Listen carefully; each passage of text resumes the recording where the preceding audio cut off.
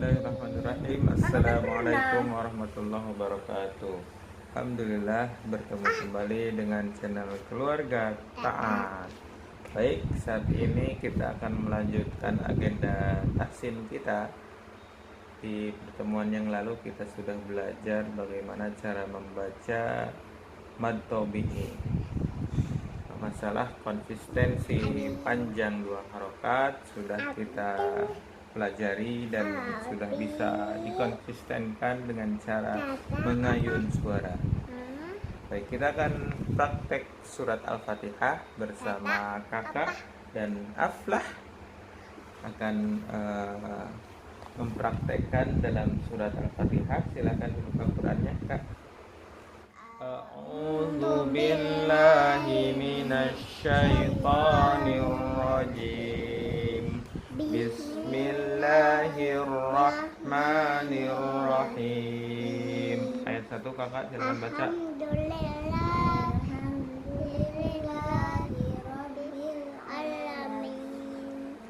Alhamdulillah. Alham, kebanyakan kesalahannya itu ketika membaca huruf lam, al terjadi pantulan. Itu tidak boleh karena lam bukan huruf qalqalah. Huruf qalqalah apa aja, Kak?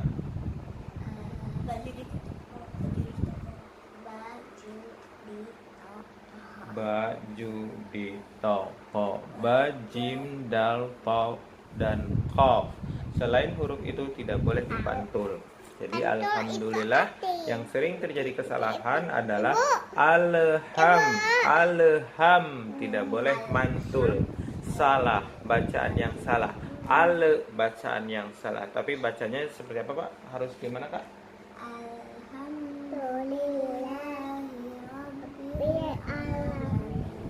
Alhamdulillahi rabbil alamin. Dari lam tidak boleh, suara harus mengalir terus ke makhraj berikutnya, tidak boleh ada jeda. Ketika dikondisikan ada jeda, disitulah potensi pantulan terjadi dan kesalahan membaca Quran. Oke. Seperti yang dibaca kakak, bacaannya sudah lumayan betul.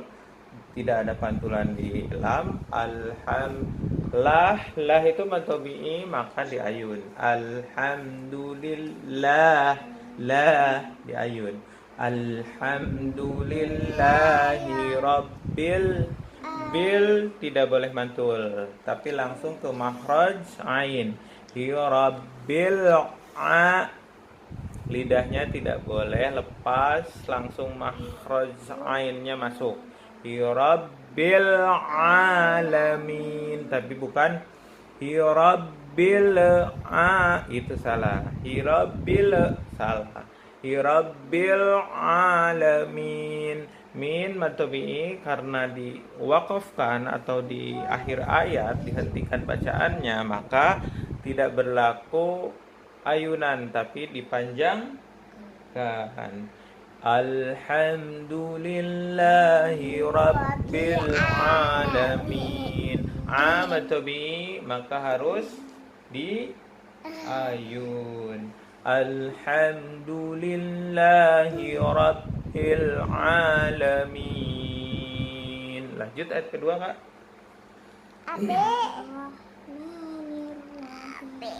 Lanjut. Him, dipanjangkan, bibir bawah turun. Rahim, menurunkan bibir bawah. Kakak seperti tersenyum atau nyengir. Him. Kaidah fathah, kasrah, dan domah nanti kita akan bahas lebih lanjut. Oke, ayat ketiga.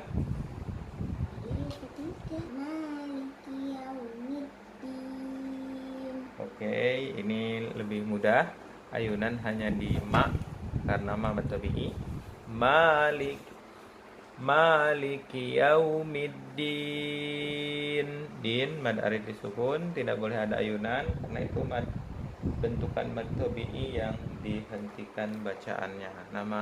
Nama hukum tajwidnya mad arid lisukun. Jadi cukup dipanjangkan. Maliki yaumiddin. Oke. Oke, koreksinya sedikit di situ. Lanjut, Kak. Iyyaka na'budu wa iyyaka nasta'in. Oke. Iyanya diayun. Iyyaka Kebanyakan kesalahan ketika membaca na'budu. Banyak yang berjeda. Iyyaka na'budu wa iyyaka na'budu, itu tidak boleh. Jadi pada dasarnya dalam tahsin, untuk pembacaan huruf-huruf yang disukun adalah suara mengalir. Catat ini. Pada dasarnya di dalam tahsin atau bacaan yang baik, semua huruf yang disukun adalah dibaca dengan suara mengalir tanpa jeda, kecualinya adalah ketika huruf sukun itu adalah huruf yang disukun itu adalah huruf qalqalah, suara tidak boleh mengalir tapi memantul. Kita akan bahas di bahasan berikutnya. Tapi ini sebagai pengantar supaya nanti di bahasan berikutnya kita sudah paham dan ada gambaran sebelumnya. Pertama, kecuali yang disukun itu adalah huruf qalqalah, tidak boleh mengalir tapi memantul. Jadi memantul dulu baru melanjutkan bacaan. Yang kedua adalah huruf kaf dan ta. Jadi ak harus ada jeda. Ak, bat, ak. Nanti kita praktekkan di bacaan-bacaan. Koreksi di ayat iyyaka na'budu, ketika sukun itu ada di huruf ain, maka suara kita harus tetap mengalir ke makhraj berikutnya. Kita praktekkan. Iyyaka na'budu wa iyyaka nasta'in. Iyyaka na'budu wa iyyaka nasta'in. Kemudian dia tidak boleh lemah.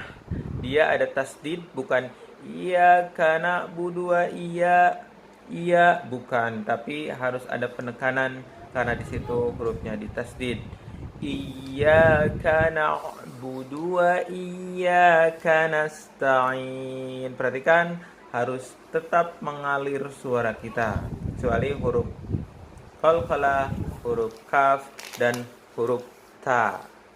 Oke. Kita lanjut ayat berikutnya.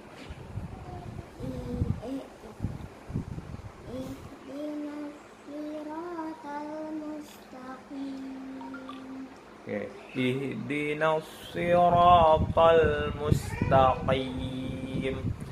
Kesalahan yang sering terjadi ketika mengucapkan makhraj ha besar. Ha besar itu kebanyakan keluar dari dada. Dalam tahsin atau dalam makhraj Arab tidak ada suara dada. Catat itu. Jadi dari dada itu tidak ada. Ha besar itu adalah keluar dari tenggorokan terjauh. Ha adalah huruf tenggorokan terjauh. Ada terjauh, tengah dan pangkal. Ini a dan ha, ini a dan ha, dan paling ujung adalah kha dan gha. Kha. Aha, aha, kha, gha. Ada 3 kelompok huruf tenggorokan yang kesalahan kebanyakan orang terjadi ketika mengucapkan makhraj ha. Ha besar. Ha besar itu bukan dari dada. Ihdinas sirat sampai dijelasin. Itu salah. Dalam kaidah tahsin salah, tapi ihdinas, hari ini hujan. Ha yang bisa kita ucapkan dalam bahasa Indonesia, hari ini hujan. Ha. Itu adalah ha besar, bukan ha dada. Ha besar yang sesungguhnya dibaca di ayat ihdinas siratal mustaqim. Hadada, bukan bukan ha makhraj tenggorokan terjauh, bukan huruf dada. Itu yang sering terjadi. Ihdinas siratal mustaqim. Jadi buat teman-teman yang secara tidak sadar khawatir haknya adalah hak kecil, jangan khawatir. Sehingga suaranya menjadikan suara hak dada. Ihdinas sirat. Itu salah. Jadi sekarang kita perbaiki biasa saja. Ihdinas siratal mustaqim. Yang tidak boleh itu itu hak kecil. Itu tidak boleh. Tidak sesuai dengan makhrajnya. Tapi ihdinas siratal.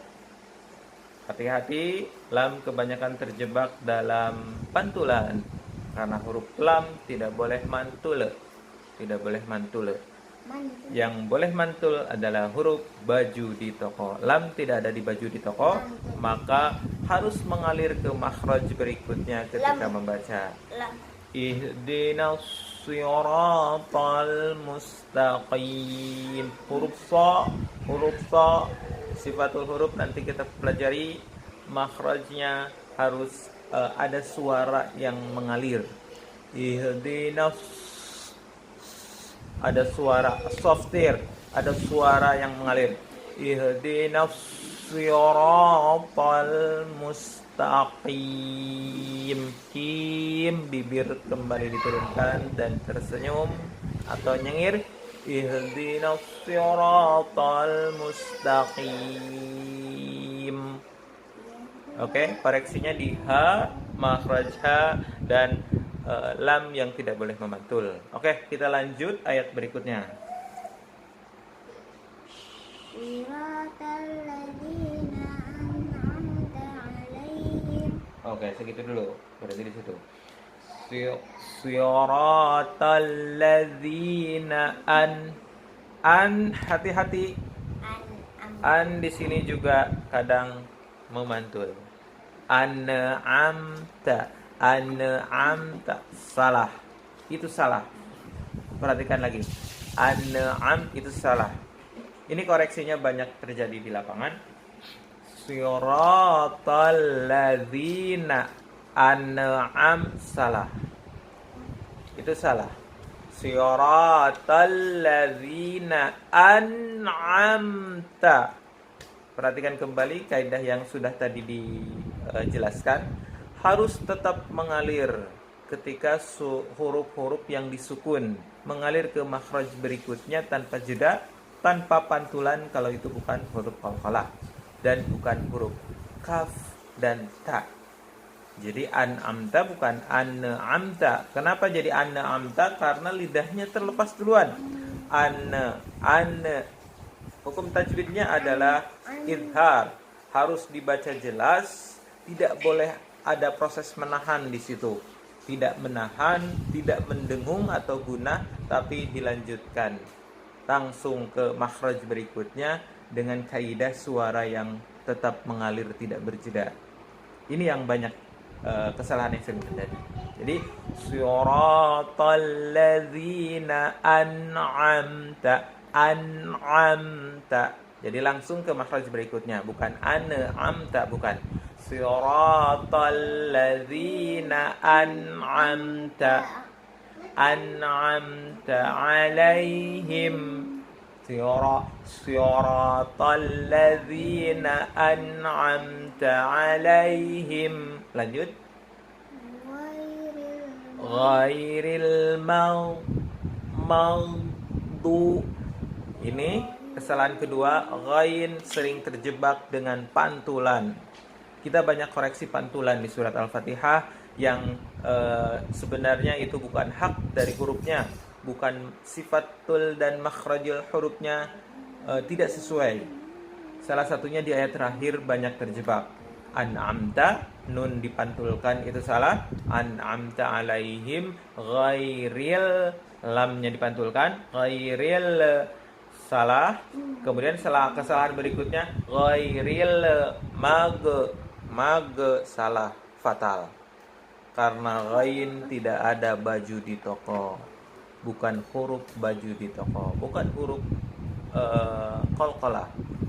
Ghain itu tetap kaidahnya tetap mengalir dengan halus, mengalir ke makhraj berikutnya. Jadi siratal ladzina an'amta 'alaihim ghairil maghdubi 'alaihim ghairil maghdubi 'alaihim, bukan ghairil maghdu. Itu salah.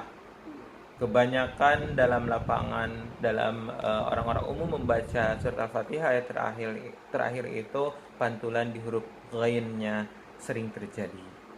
Selain huruf-huruf yang lain, an'amta 'alaihim ghairil maghdubi 'alaihim waladdallin.